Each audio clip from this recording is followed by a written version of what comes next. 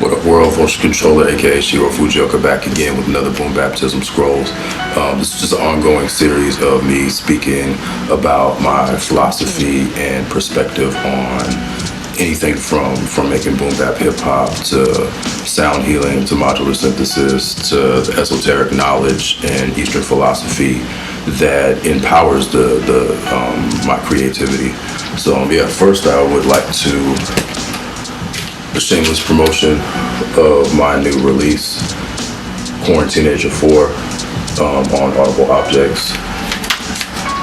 It's all boom bap hip hop, back to sampling, back to chopping breaks, but also using a little bit of modular synthesis and other sound design techniques to reinforce the boom bap energy. But so I wanted to speak to y'all about one, sampling.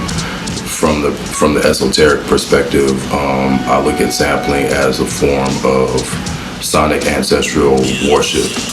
So when we sample music from artists that have transitioned, that are no longer with us, it's a way to venerate them and to keep their energy alive in our music. So it's a way to do ancestral worship through the practice of hip hop, because we talk about hip hop being a culture, and the foundation for indigenous cultures, for African cultures, is ancestral worship. This is the foundation to our culture and our practices and how we engage, not only with the ancestral realm, but also how we engage with each other. So I like to put hip hop in a spiritual context and show how we build these energetic bridges to ancient technologies and ancient perspectives, using modern equipment and technology. We build this energetic bridge from the ancient to the modern, and with that vast field of travel, we have a lot, that we can pull on, and that gets infused into the music. So it's good for the casual listener to know that, especially when it's instrumental music and you're not rapping or singing. There's no kind of narration to tell you the story. If you don't pick up on the subtleties of it through the titles of songs or whatever, I like to further explain, that there is more going into it than meets the eye.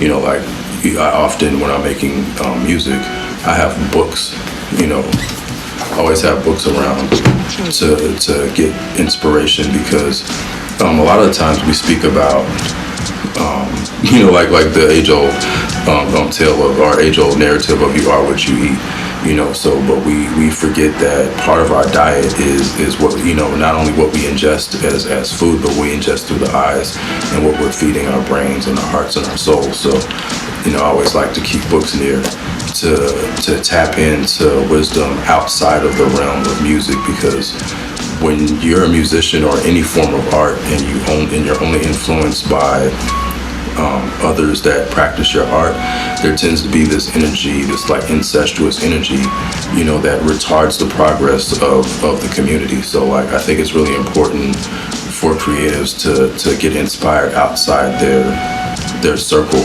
and outside of what they practice. So for me, that's books, and this is a book. See if I can get this to focus.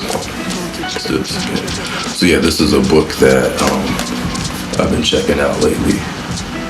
Not sure if this is focusing. This is a book that my great grandmother actually gifted me, and it's just a good source of inspiration. So I'm gonna just read a little bit out of this to share with y'all. It's dope. It's speaking about the symbolism of the lotus. It says, in the ancient holy teachings, the lotus is a symbol of man. The lotus seed contains the exact pattern of the matured plant in perfect embryo to the most minute detail.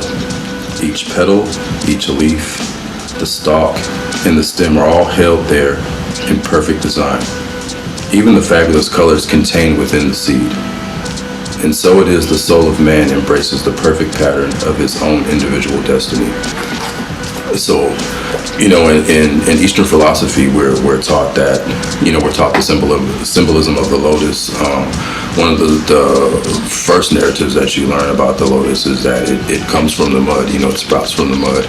and breaks the surface of the water to absorb the energy of the sun, and bloom and display its brilliance.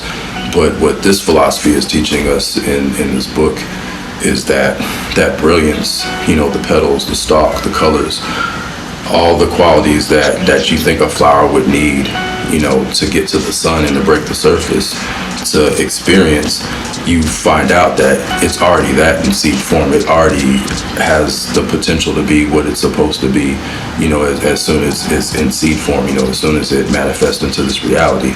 So in similar fashion, we're the same way. So as soon as we take birth, like you have a destiny, you have a plan, you have a purpose.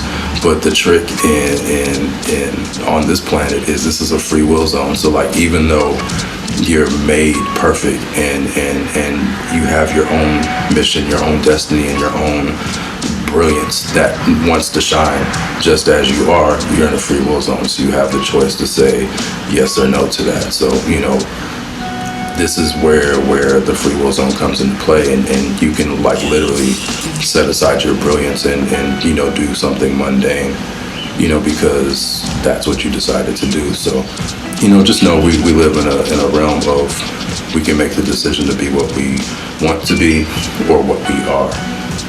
So really go inward and focus on your special purpose and what you're supposed to do and who you are. And don't be distracted by another person's dream, fantasy, and goals. Don't try to fit yourself into that, because you're already made to be what you're supposed to be. So, how does that relate to music? That goes back to being creative. You don't need to look outside of yourself for your creative inspiration. It's called inspiration. You're supposed to be inspired, so go within to inner space, to get your inspiration. So I'm gonna keep this short. Just remember to be dynamic, be original, and be inspired. All right, peace and love.